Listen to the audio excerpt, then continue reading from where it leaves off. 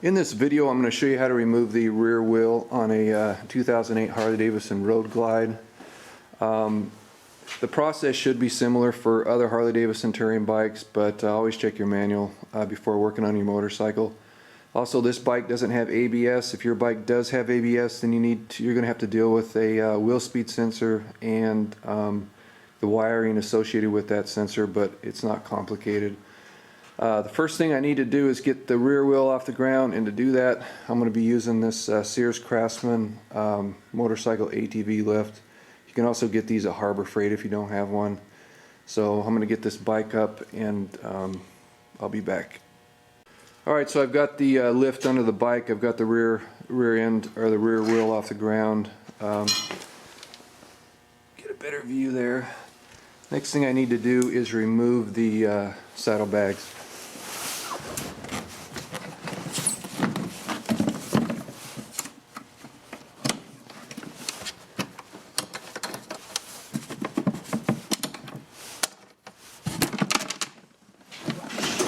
Alright, so I've got the saddlebags off, and now the main objective is to remove the rear axle so we can remove the rear wheel.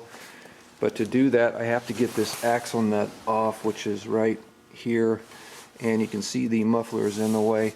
Harley Davidson makes a special tool called a axle nut torque adapter, which will allow you to reach that this nut without removing this muffler, but I don't have one, and most people won't have it, so I'm going to remove this part of the muffler to get to that nut.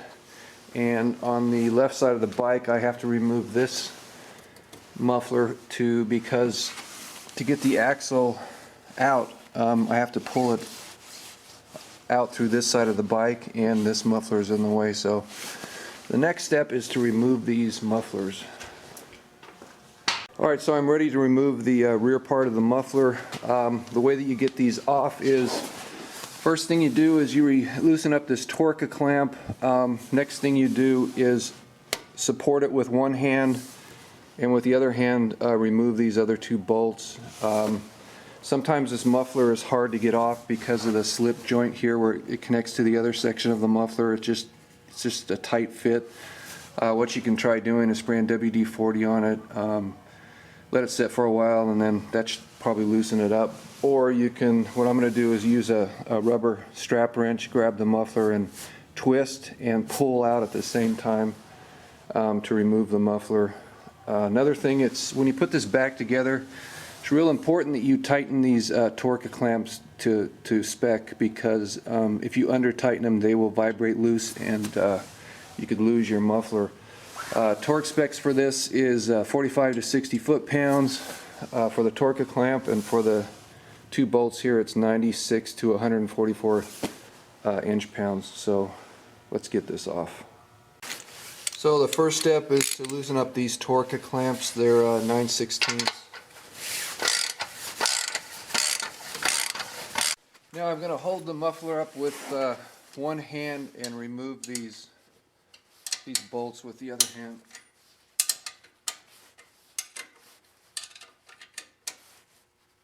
Alright, so I've got the two bolts out. I've got my strap wrench on the muffler. One thing I didn't mention before, which I should have, I did this off camera, is I took some cleaning solution and cleaned off the muffler. That way I don't damage the finish by using this strap wrench, and you don't have dirt in between the strap wrench and the muffler. It could scratch the chrome finish. So I'm going to turn this and wiggle and pull at the same time. As this thing turns, sometimes your torque clamp turns with it. You might have to adjust that or move it away because it hits that heat shield on the other section of the muffler. But here goes. And when this thing gives, make sure you got a hold of the muffler so you don't drop it on the ground. Now I'm going to repeat the process on the right side rear muffler, and I'll be right back. So now that I have the rear mufflers removed, I now have access to my rear axle nut. But the next step is to remove this rear brake caliper. Getting this out of the way just makes removing this wheel and putting it back on so much easier.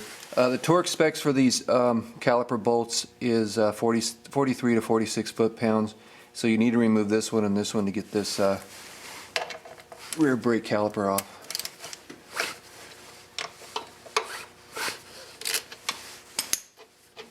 And then just set that aside, but don't let the weight of this caliper hang from the rear brake line, because you can damage the brake line. Alright, so with the rear brake caliper out of the way, I'm now ready to deal with the axle nut. If your bike has ABS, you'll probably see the wheel speed sensor on this side of the bike, and the wires coming from the wheel speed sensor may be attached to the rear brake line using a zip tie. You might have to remove that zip tie. I'm not sure, but just make sure when you're dealing with that wheel speed sensor you don't hit it with anything. Just treat it carefully, and don't get it near any strong magnetic fields. So anyway, also if this is your first time doing this, you can take your camera and take a picture of everything so you know how everything goes back together. But alright, so next step is to remove this E-clip. Just using a screwdriver to pry it off. And I'm going to lay everything on the ground in order so I know how to put it back together. And then I'm going to take a socket and remove the rear axle nut.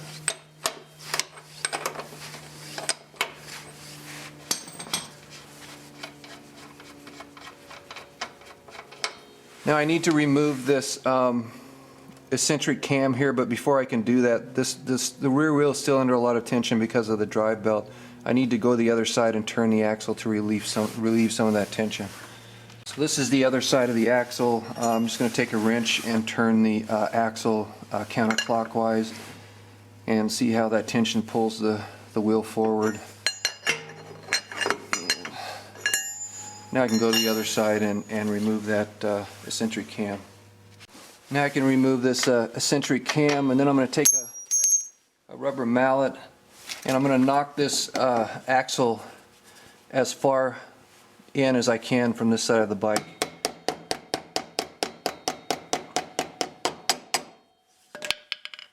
Before I completely remove the rear axle, just be aware that you have a spacer on the right side that's there's one on the left side and the one on the right side. The one on the right side is longer. It's about like this long, and the one on the left side is almost looks like a washer. It's real narrow. The one for the left side fits in between the compensator sprocket and the swing arm.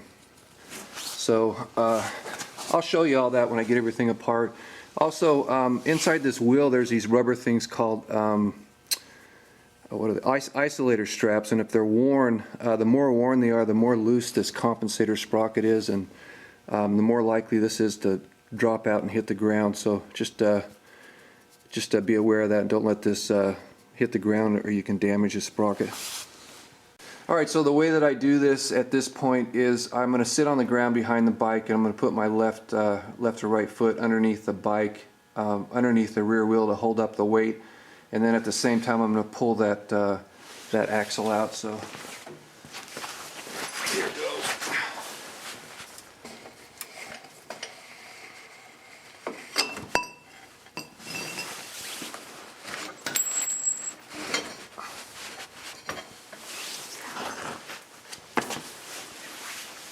So now I'm going to carefully jack up the bike, lift it up higher off the ground to a point where I can remove that compensator sprocket and get that out of the way and remove the wheel out from underneath the bike.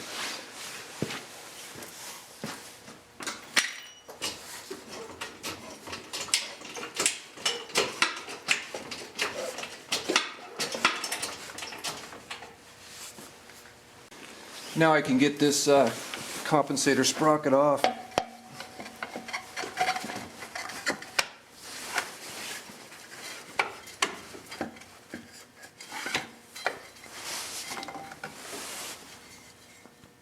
And remove the rear wheel.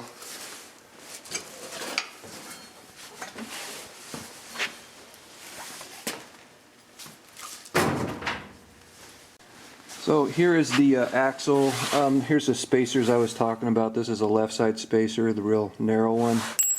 And for the right side, you got this one. The two lines face out, so it's like that. And then the order for this stuff is You have your eccentric cam, the axle nut, and the E-clip. And the eccentric cam for the left side is permanently attached to the axle, and for the right side it's notched so it can be removed and put back on.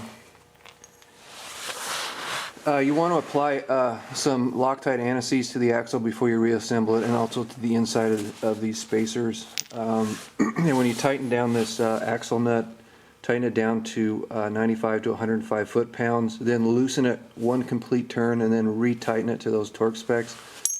Let's see what else. And make sure that you adjust. You're going to have to readjust your drive belt. I've got another video on my channel that shows you how to do that. So I think that's everything. If you got any questions, leave them in the comments section, and I'll do my best to answer them. And thank you for watching.